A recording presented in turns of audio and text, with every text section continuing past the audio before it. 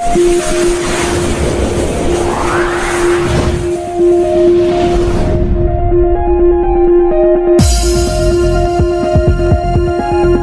जालसाजी कर हड़पी जमीन, अब दबंग दे रहा है पूरे परिवार को धमकी। झांसी जालसाजी कर एक युवक द्वारा फर्जी रजिस्ट्री कराकर जमीन हड़पने का मामला सामने आया है। इस मामले की जानकारी होने पर जब पीड़ित ने विपक्षी को उलाहना दिया तो उसने गाली गलौज कर जान से मारने की धमकी दी। इस पूरे मामले में पीड़ित ने अपने दामाद के भी शामिल होने का अंदेशा जताया है। पुलिस द्वारा कोई कार्रवाई न किए जाने पर आज पीड़ित ने वरिष्ठ पुलिस अधीक्षक की शरण ली। इस मामले को लेकर प्रेमनगर थाना क्षेत्र के नैनागढ़ में रहने वाले महेंद्र कुमार उर्फ महेंद्र अहिरवार ने वरिष्ठ पुलिस अधीक्षक को शिकायती पत्र देते हुए अवगत कराया कि वह एक आंख से विकलांग है तथा उसे दूसरी आंख से कम दिखाई देता है। उसके भाई नरेंद्र अहिरवार को घरेलू कार्य हेतु रुपयों की आवश्यकता थी। यह जानकारी चिरगांव में रहने वाले तथा हाल निवासी विलेज इंटर कॉलेज के पीछे राजगढ़ अनूप शिवहरे को हुई। आरोप लगाया गया है कि अनूप द्वारा उसके दामाद से मिलकर 14 अप्रैल 2024 को खाली स्टाम्प पर धोखा देकर हस्ताक्षर करा लिए। 19 अप्रैल को विपक्षी अपने साथियों के साथ उसके घर पर आए और मारपीट करते हुए बंदूक दिखाकर उसे तहसील ले गए, जहां उसकी जमीन अपने नौकर के नाम बैनामा करा दी। इसकी जानकारी होने पर जब उसने विपक्षी को उलाहना दिया तो उसने बुरा अंजाम भुगतने की धमकी दी।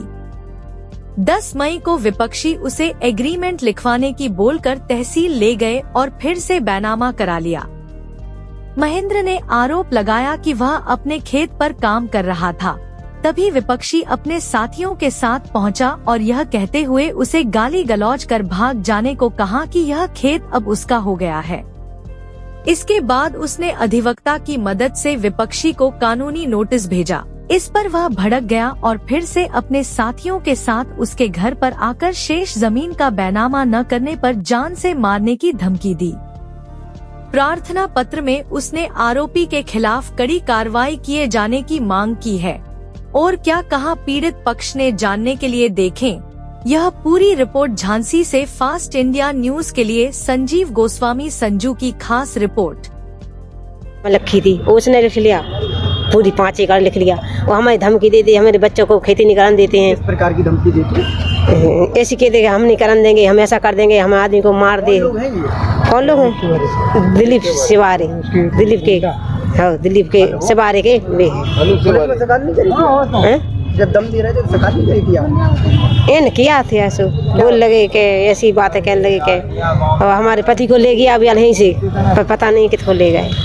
कौन ले गया आपके पति? बिने के भी ले गए, गुंडा पकड़ ले गए। हाँ गुंडा पकड़ ले गए बिने के शिवारे के। आज कहाँ आए थे आप? आज इधर ही आए थे, एसपी ऑफिस आए थे। हाँ एसपी ऑफिस हम न्याय चाहते हैं, हमारी तो जगह मिल जाए। हमारे लड़के बच्चे छोटे छोटे हैं, एक लड़का हमारा ऐसी टेंशन में खत्म हो गया।